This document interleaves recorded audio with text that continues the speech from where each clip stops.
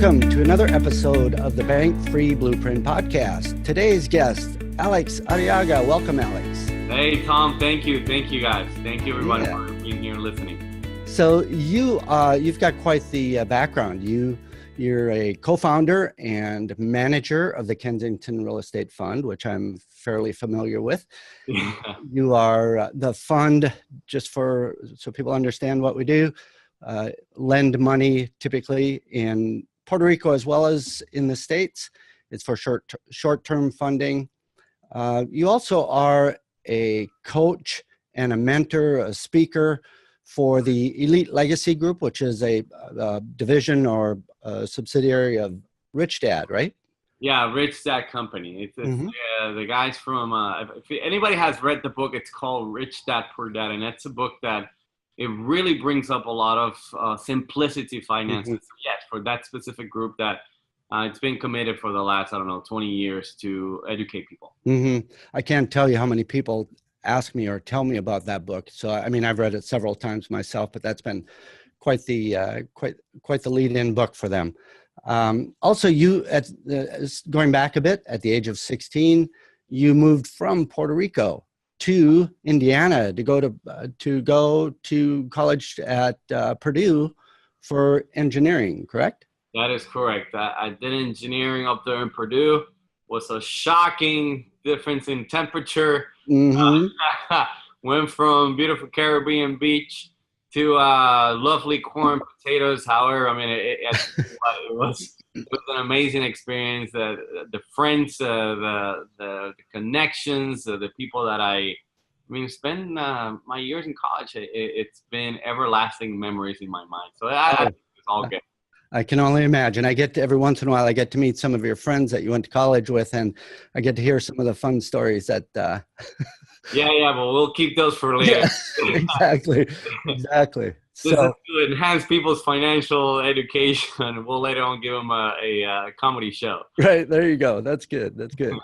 So starting out as an engineer, I mean, I can see where some of the skill sets that you have and some of the ways that you are in business and run business definitely are related to the engineering aspect of your life. But there's a lot more to what you do. And one of the things that you are really good at, from my perspective, is understanding people's way of communicating.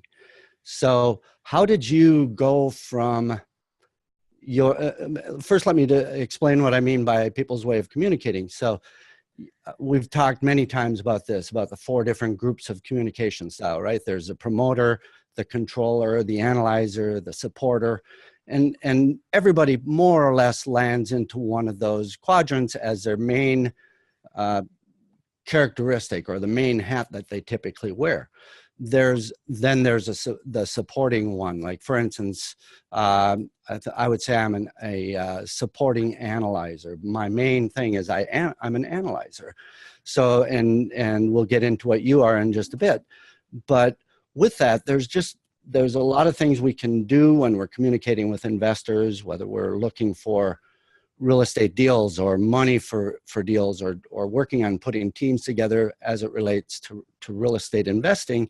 There are just so many different ways of looking at things. So you started out as an engineer, but from my experience, I don't see you as an ultra analytical. Can you just maybe share a little bit of where you were, where you are, maybe a few thoughts from that perspective? Yeah, I'll share with you a little bit of my story, and everyone, I'm very honored to be here with you today, Tom. I think you're doing an amazing job. I truly see your heart and how you want to help a lot of people. So thank you. Bank Free Blueprint, the podcast. I think it's not only an amazing idea, but I think it serves a lot of people along the way. So I'm humbled to be here today. Thank you. And so my story, it's just like you said, I was a little kid in Puerto Rico, and I used to love to surf and play guitar. That was basically what I loved to do. And next thing you know, my dad is an engineer. he wanted me to be an engineer, and so I'm sure if you're a dad, and sometimes or your dad wanted you to follow their footsteps, I probably, you know what I'm talking about. And Oh, absolutely. and so that was my my introduction to engineer, was just they sent me over to a camp, which was introduction to engineers. Actually, it was called Minority Introduction to Engineer. And I ended up going to that camp, and what really like grasped my interest was an aeronautical engineer. Anything aero, you know, I see a lot of stars and space, and that was so interesting. And so I was like, okay, well, that's exactly what I'm going to do. But it's truly what you say, you know, like some people say, well, I don't see a lot of you in analytics. And what I made a purpose on, I was going through college, was to literally understand people. And let me tell you why. It wasn't easy at the beginning, guys. I truly had a struggle coming up into the middle of Indiana. First, it's a different temperature. I mean, I'm used to the 80-degree weather, and now I'm jumping into the -degree weather. Right. And then on top of that, my first language was not English. So that in itself was a challenge. And, you know, did I had some knowledge with it? Yeah, but it wasn't like to have such a fluent conversation back and forth. So that made me be like really good at numbers, because numbers were really easy. They don't speak to you. All you had to do is just get in front of a paper, write it down and play with it. So it was great. But the challenge that I faced when I wasn't really facing communication was, you know, not being able to understand, you know, sometimes some of the instructions in college, I was not like following the instructions, and just because I did not understand the instruction. So I made it a purpose to be more in tune with communications, not from just the standpoint of learning more of the language of English structure, grammar, but also understanding people just from where they come from. Because a lot of things that I encountered was that when words I couldn't come up in English, somehow I had to communicate. Was it either by sign language or pointing? Just having a communication, even nonverbal, was something that it really was a purpose for me to start getting better at, not only learning a new language for me. So it's almost like using honing your intuitive senses to what people wanted, where people are at, what they needed, or communicating in ways other than, like you said, the typical verbal communication. So yeah, really interesting. It was so fascinating. Now, when you were paying attention to someone, and you know, you could tell that there was some sort of level of, you know, like, I want to get something done, and you can see like the anxiousness within them. So and so you start paying attention to that, and really that's someone that wants to get some sort of results. However, let's just say that even if you're not able to understand every word that's coming out of that person's mouth, in my situation was, if I could pick a few words that I understand and like literally like listen to them, and what is it that they mean, then I was able to figure out what is it that they wanted. And just picking a few words, like, you know, as an example, we were talking about like getting a result.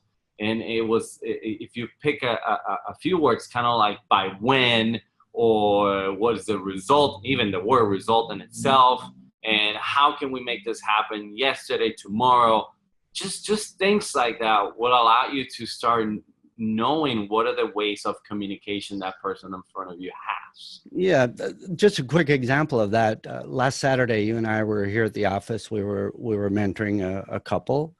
And I was asking different questions about what are their tools, what are the tool sets that they have to work with, because they were questioning whether they wanted to team up with another group, or if they wanted to go alone, do it on their own, and really trying to figure out where they might fit on that active passive spectrum, you know, all the way active with bringing in money partners, or more on the passive side. And I asked several questions, and almost immediately you were able to pick up on what their personality type was. And maybe, can you just describe maybe a couple of the words that they used when they were describing themselves to me as to what they saw as their tools, and you were able to understand just from those very few words what where they landed on that, on the chart of 4 characteristics? Yeah, the first one that answered the question, it took some time to answer the question, and it kind of like went into their head. Mm-hmm. And specific words they said is like, I need to understand and know the steps and the formulas. And so just when someone needs to understand or know the steps or formula or structure, it's just a calling of their way of communication, which it tends to be on the analytical side, which is, basically where you lay all the details. Mm-hmm. The great thing about just knowing that from that person is, when we're in communication, or when you were in communication with him, it was very clear when you went into details, how much of attention this guy is putting to every word that you're saying. Mm-hmm. So that in itself, it's starting to reveal themselves and what's important for them when they're communicating. And for her, which was the other individual, she said, I would like to have more accountability or support. Mm-hmm. Even they use the words. It's like when someone wants to have accountability and support, it's more of a communicating style of supporting, which means that they want to be in community. It's very important for them to feel they're part of something. And as we're having this conversation in the office, the more that we're making it about, how can we all go and move forward in your knowledge, the more she engaged into it, because she truly feels comfort from just being in a place of, what, I feel like this is a family, and so I engage with it. So even though she used the words of, let's just paraphrase by saying, I feel like I could use support, just that word, even though she may be defined as wearing the hat of being a supporter, it could also mean that she values being supported, if I understand you correctly. Correct. It goes, for them, it goes both ways. It's the way they communicate and the way they receive communication, in a way that you always have 100% of their reception. Yeah. You will have they have 2 ears, but if they have 4 ears, you will have 4 ears on you, because they really want to hear what you got to say. Yeah.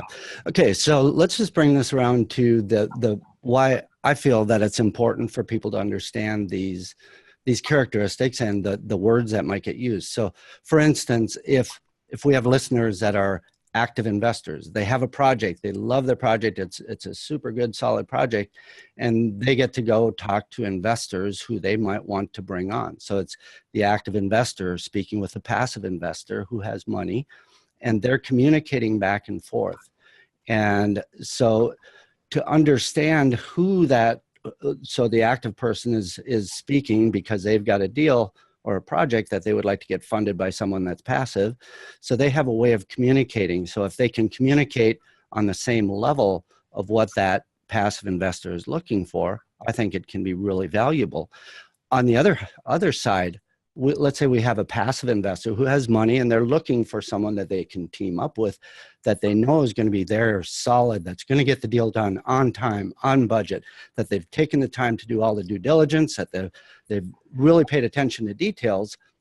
It can be equally, or certainly equally important, to make sure that the communication styles match up there too, because that's how we find out whether we are going to be a good match. And so that's why I think this is really important, really valuable to understand this. And so I really like how you put this in a very detailed way. And I like how you say it, it's the word match is such a key word. Because guys, it's like when you're on the radio, well, back in the days, because you used to have a knob where you would tune. Now everything's digital. Yeah. But if you were to tune into the radio station, by the time that you're turning the knob to the right, only when you have a match, that's when you can hear the station. Mm. Same thing when you're communicating with someone. If you're tuning into their station, basically you understanding the way they like to receive communication and give communication, that's when you're really going to hear the music. Other than that, it's going to be static on both sides. So if you have someone that is in front of you that they want results and you're giving them like gazillion details, I mean, again, guys, static. Yeah. They ain't going to go anywhere. All you're gonna get, that's all you're going to get from both sides. In fact, the person in front of you might completely disconnect out of it. And then you'll go into disconnection too. And think about how even though, excuse me for interrupting, even though the property, the project, the whatever the deal is that they're working together could be a perfect match.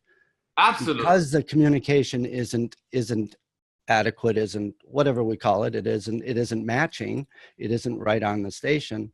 That's where I think that can be huge to be able to get tuned in to where you need to be. Absolutely. And you know, I'm glad that you said that, because it could be such a perfect project for both parties to go into, and just because they just could not communicate in the same station, it just never happened. But the deal on its own was structured perfectly. So the same thing goes with, like, if you're such a result-oriented person, and then all of a sudden the person in front of you that wants to come into your project, remember, this is bank-free blueprint, so there's no need of bank over here. Right. The partner that's in front of you, and like you are just focusing on, like, I'm gonna get this done in like 6 months, it'll be okay, we'll make $150,000 profit, whatever is your profit. But the other person is kind of like waiting for the details. And if you don't get to communicate those details, they don't feel safe. They just feel like this is all scattered. And just going right over their head. Yeah, over their head. And even though, like, later on when you're looking at the paperwork where you got the details that were so perfectly aligned with what this person in front of you wanted, you were not able to communicate that from a perspective of, was my communication effective when I was sitting in front of someone that will communicate in X or Y or Z way? Absolutely. And that's not only when the deal is being put together between an active investor and passive investor, the money and the deal, whatever it is, it's also when building the rest of the team.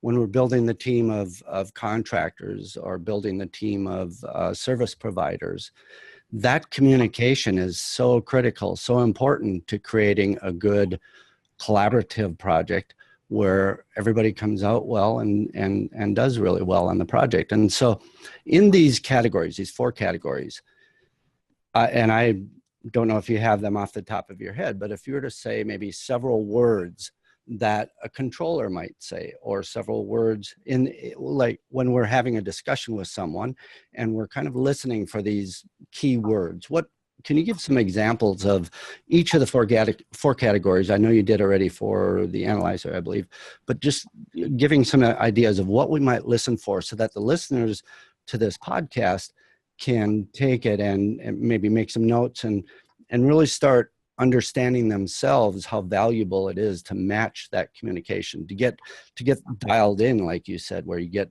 on the station perfectly, so you get the right music instead of the static. So. Absolutely. Well, let me back up for a second and say that whatever communication styles you align with, because it's what you do the most, I want you to know that defines yourself. If you communicate constantly in a way of what a controller will communicate, it doesn't make you a controller. What it makes you is that you access that way of communication more than another. And typically people will have 2 ways of communication that they access more than the other. But it doesn't mean that it defines you. And the reason why I'm telling you this is because that will give you the power for you to know that you can access all of them. You're not stuck in one of them. So it's the first one I was talking about. If you tend to communicate in a controlling way, you know, words that you will hear constantly will be by when. That will be one. What is the result? Even the word.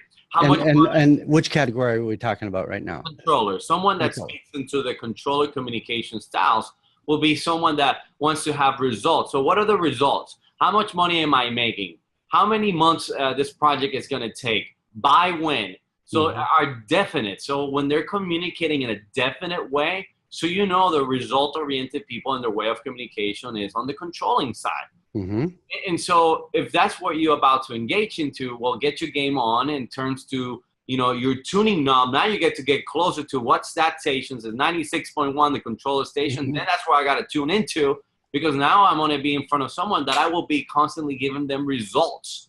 And when you give them that results, they totally line up with you on that. And when they line up with you, then your communication is so clear, then things start moving forward. If you're having someone in front of you that they're mostly detail oriented, so you will hear, can you tell me the structure and how will this be moving forward? Or can you give me some more details about X, Y, or Z? Or they'll go into well, I was really thinking about this.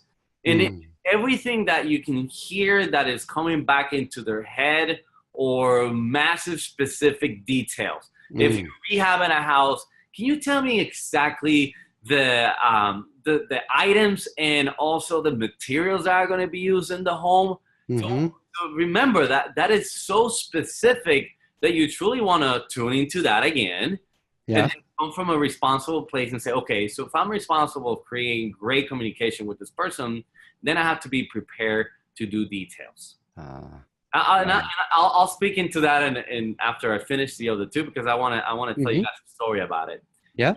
So the other one is when you hear someone that, it's what I call what it is in the matrix is the supporting communication style. Supporting communication style will be someone in front of you wow, this is a great project. How can I help? Is this something that we're doing together? Is this something that will benefit the community? Everything has to do with unity, community. They want to feel part of it. Is this something that I am the only one investing in here? Am I the only one doing this deal? So they want to feel that they are part of something. So when you want someone to feel part of something, so watch the words that you use. So words the project, I'll be directing the project and it's going to take us, the I word needs to be checked. I mean, I would probably tell you to substitute the I for the we, because now it's we're all on this boat together. This is something that we will accomplish, we will win, and we will just create a place that you will feel that you're a part of the family. So, for those of you that are really listening to right now, it evokes anything. So think about this for a second. If you're listening to this right now and you're starting to feel that, wow, I want to be part of this right now, it's just because that's one of the ways of communications. And if you're totally feeling right now that I don't care, I just want to get it done, notice that might not be your ways of communication and you're more of a controlling style than anything else. Quick question. If I'm listening to this and I'm saying, well, who really cares if I say I or we? You know what I mean? There are certain people who just, it's let's just get this done. I really don't.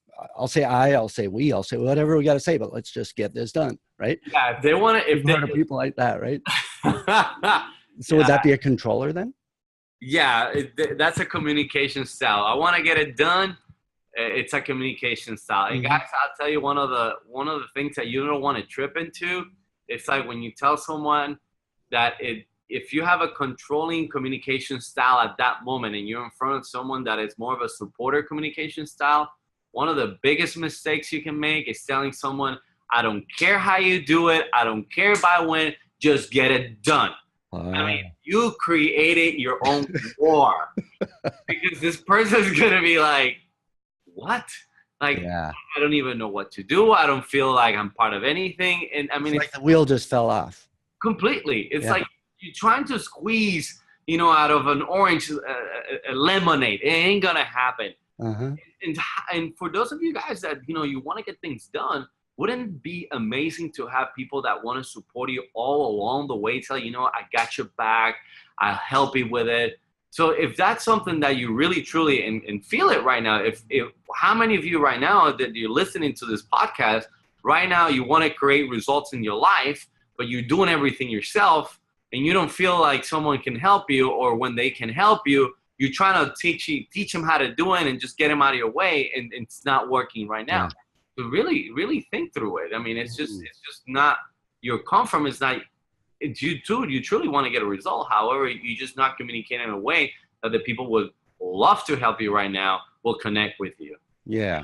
And the last one would be, like, for those of you guys who are like probably yawning about what we're talking about, yes, that might be you, which is some of what we call the promoters, which is the people that's like, you know what, I need to have some fun. If this is exciting, they got to feel that excitement within themselves. So they will use words like, yeah, this project, it's awesome.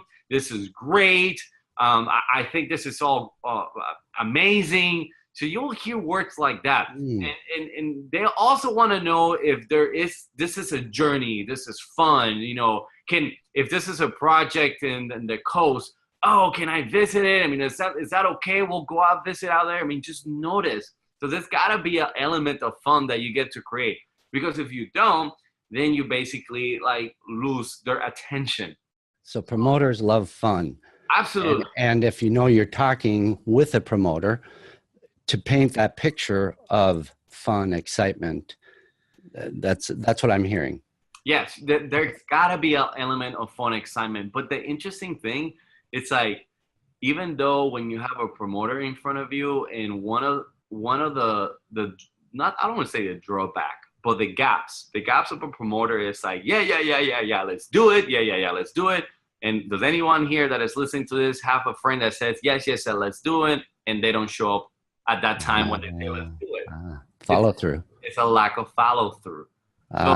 So just notice that could be your gap if you're connecting with, like, yeah, you know, I communicate in a promoter way, and just okay, what is it for you that will help you accomplish, you know, anything in your life? Well, which will be like, what if you would work with a controller communication style, which they want to get results?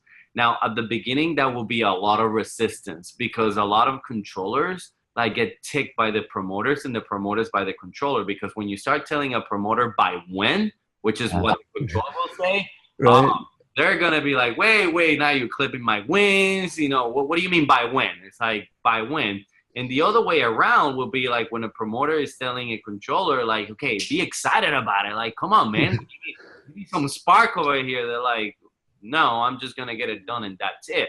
Yeah.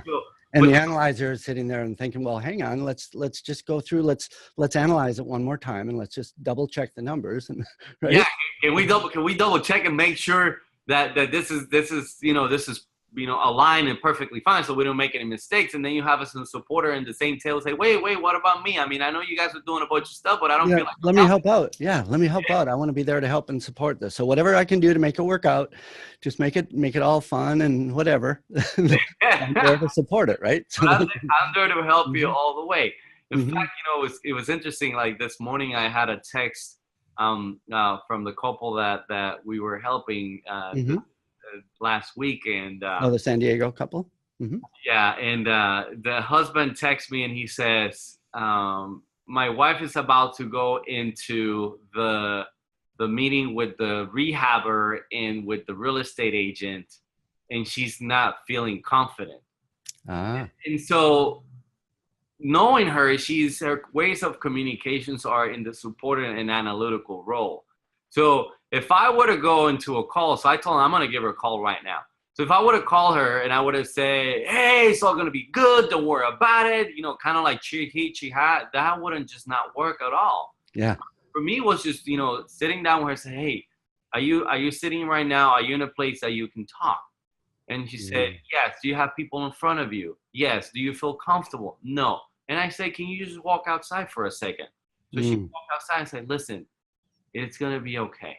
I am here all the way with you to support you. I am on the other side of the phone. Yeah. Here's one thing I want to tell you. Go ahead and make sure that every time you're buying a property, connect with what your guide is. Your guide is, you're not going to buy a property if you cannot at least make 12% net on the gain. So let me give you some analytical steps so you can feel that every time they're presenting an opportunity to you, you could at some point make a decision. And if that doesn't feel like you want to do that at that point, don't worry. Let them know that you'll have your team that you will talk to, and then you'll be reaching back to them. So it's giving analytics and support along the way. And she was just ready to go after. She's just like, thank you so much. I feel much confident that right now. And it wasn't from like, hey, let's you can do it. You can do it. It wasn't from that point, which it does create an element of like excitement, but just notice when you use it. Obviously, at the end of the conversation, I was like being excited about it. So it came with a basis. Yeah, it came with a basis. But for those of you guys who are listening right now, regardless of the ways of communications, there's two things that always get to happen anywhere within your communication, and you're the one who chooses, because you're the captain of your ship. It chooses where is that going to happen. And there's just two things that get to happen. One, there's got to be a level of excitement to your project, level of excitement to anything that has to do with creation, community. That's one thing. So excitement gets to be there. And number two, there's got to be a possibility of something bigger. So for them right now, the possibilities of making money are just like non-existent. Well, then you got to create that possibility. So by participating in this project, which I think has got a great vision, and you get to explain the vision of the project, here's what you can create for you. It's a cash flow. It's a capital gain. So regardless of the way you communicate based on your understanding, because you're present and listen to what they're saying, remember these two things, guys. Excitement and possibility, it gets to happen. Yes, yes. Very powerful. So we know that as let's take these 4 communication styles, ideally, the closer we can be to the middle of the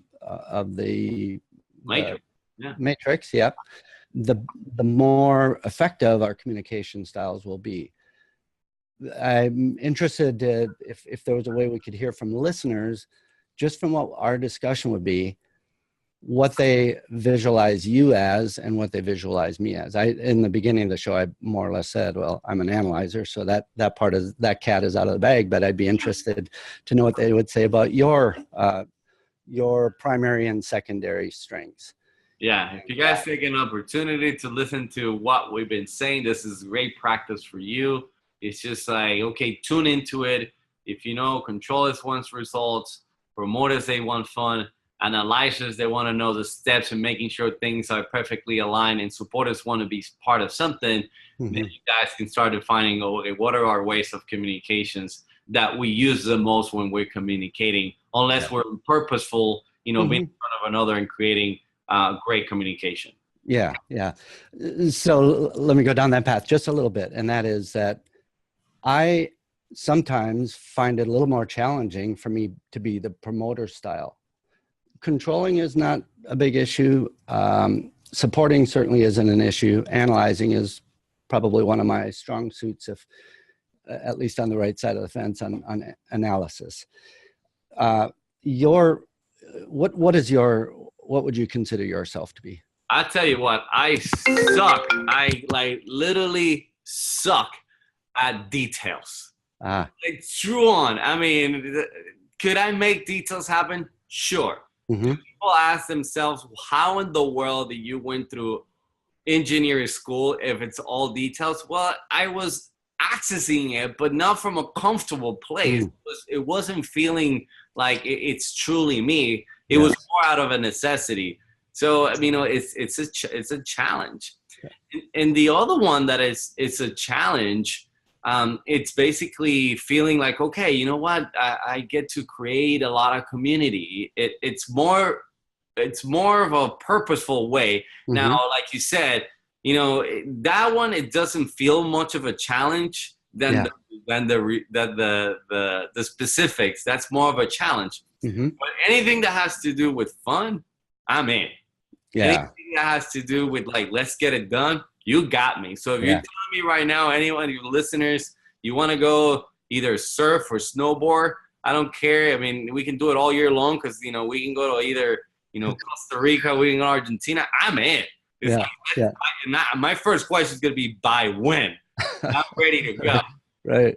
So yeah, I just noticed that, and Tom, one of the things I think that it was really really amazing to when I got to know you, it's just notice like the amazing abilities that you have for noticing details. I mean, you are so good at details. I mean, the details don't escape.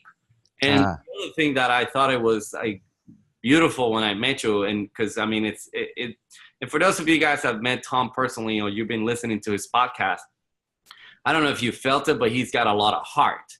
And there's a lot of heart, yeah, inside that man, and that's another way that you can tell someone does like to access supporting, which is basically they put themselves out there to basically better others and create possibilities and create a path for others, so you guys can follow that path and create. In this case, will be either cash flow, wealth, or whatever it is that you want to create in order to have a life where you don't live in the rat race anymore. Yeah.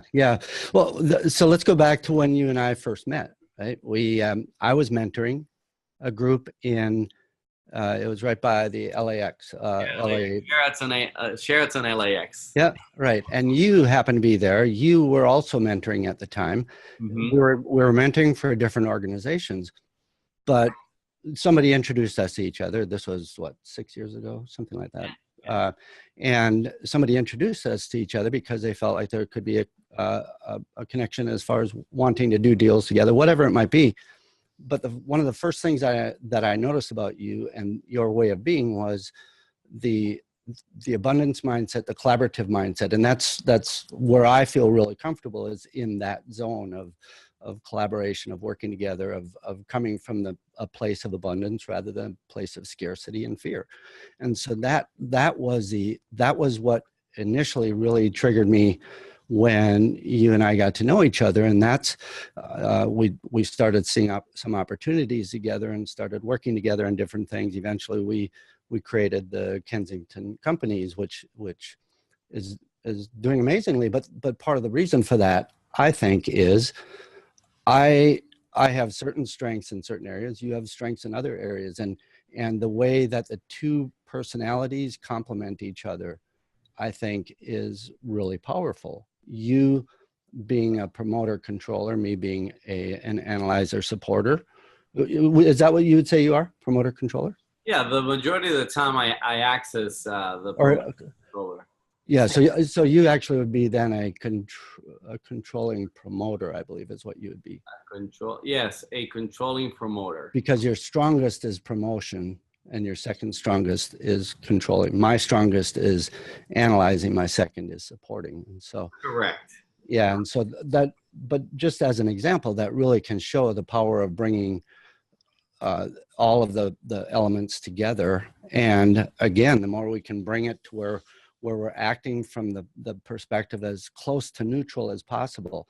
In my book, I talk about the 7 steps, the 7-step blueprint. And on the 6th step, it's about presenting the project or presenting the deal.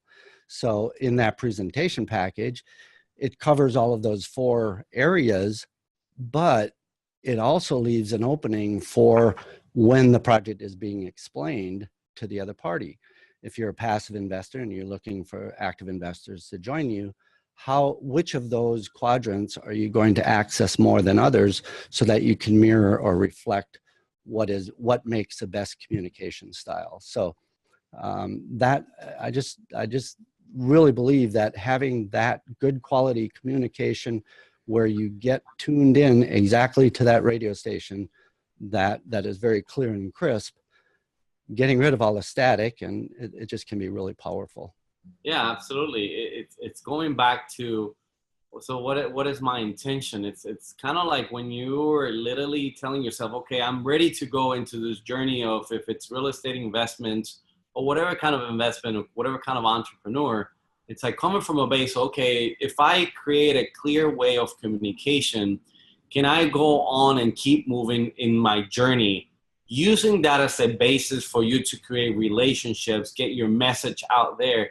And even when you're doing your to-do list, which is something that we were just speaking right before we jump into the podcast, which is basically when a lot of you are looking to create your to-do.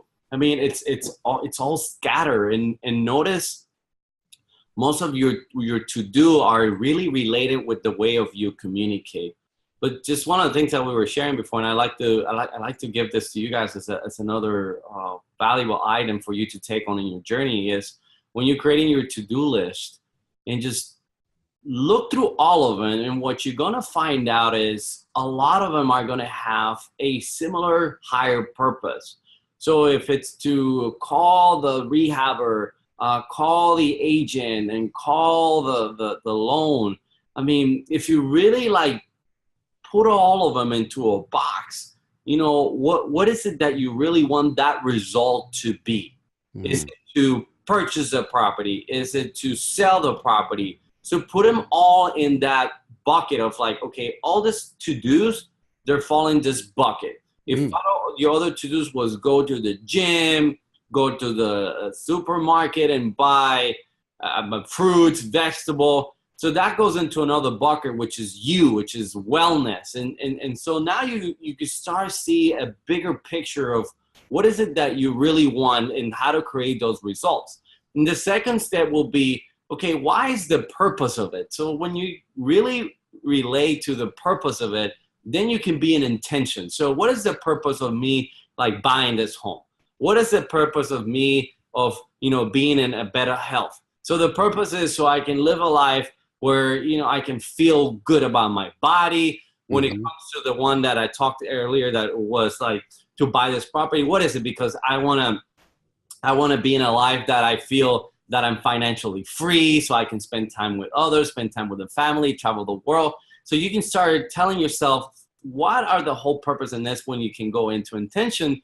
And the last thing I'll tell you is, okay, then you're ready to go into an active plan, being in committed action. Instead of going at the beginning in committed action to so many scattered things, now you have connected with what is the higher purpose of it, and what is the results that you want to create. And now you can have action. And the actions that I'll tell you to take, it's 20% of what that whole action is that will give you the 80% result. So focus on the 20% things that are going to give you the 80%. And everything else, leverage it. And what I mean by leverage it is work with others. And it circles back to the way of you communicating. If you communicate with the people that you leverage with, then the leverage is going to be easy. And guys, when I say leverage, here's one thing I want to teach you. Leverage and delegating, there's two different things. Delegating, it's just not going to get you far. Delegating is basically telling someone, here it is, get it done, I'll come back. And you're just leaving someone else to do something by themselves.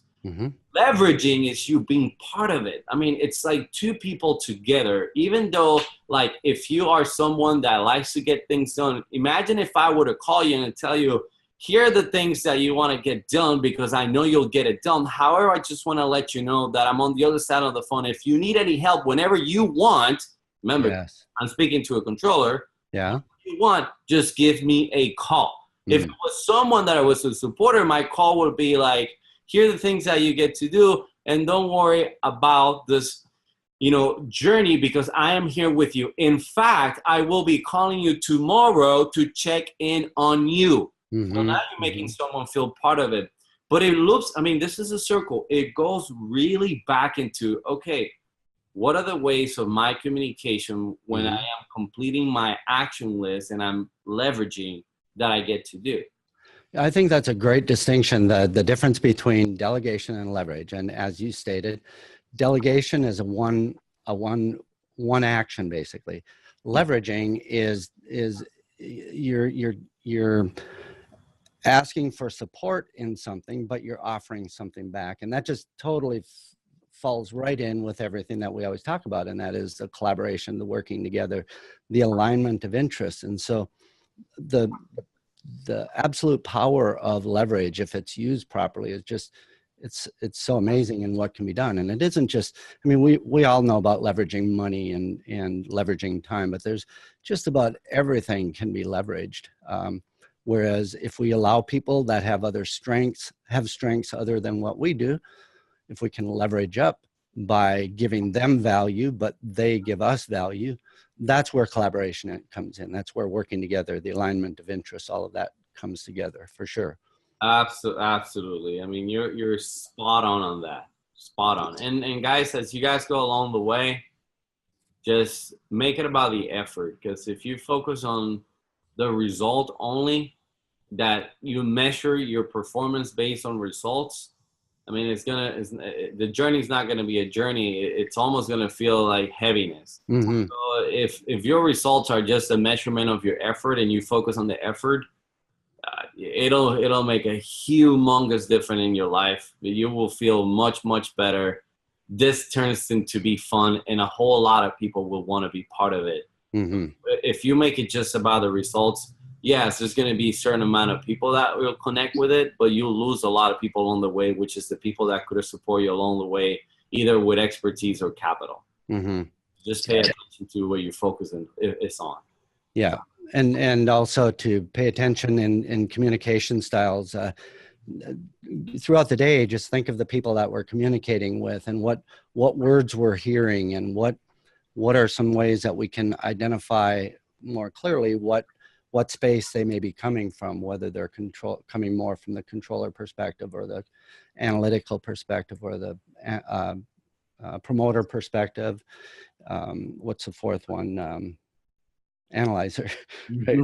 From those four perspectives, it helps communication. And I just want to say, it's not only in business that it helps communication. This certainly is something that would help a lot in personal communications as well.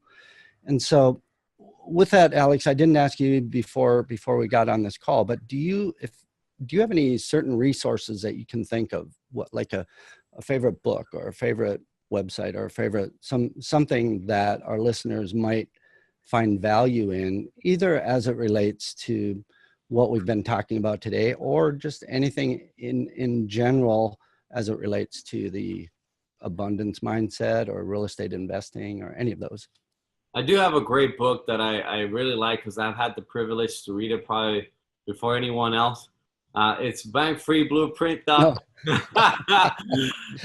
Truly, I mean, I've had the privilege to read most of it right now, and I tell you what, I've been moved by what you've been writing. I think it's awesome. So I'm shamelessly right now promoting the crap out of your book, because that's me. I'm a promoter.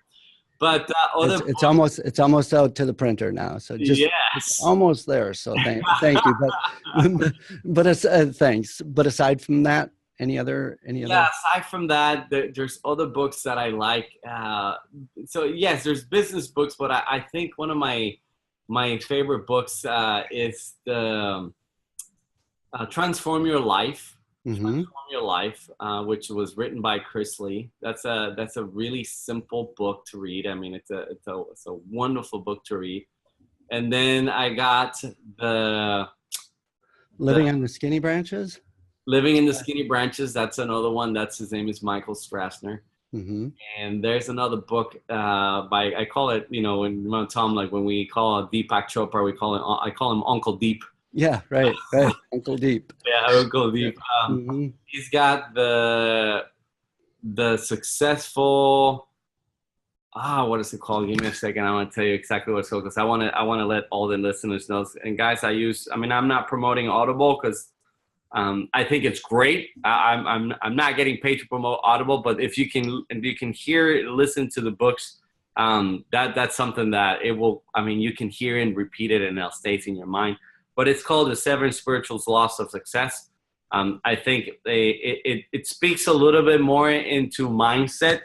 But I think if you truly look at all the entrepreneurs out there who has truly make a difference to others in this world, who are delivering paradigm shifts, you got the Gates, you got the Elon, you got the Facebook, Mark. I mean, the Buffett.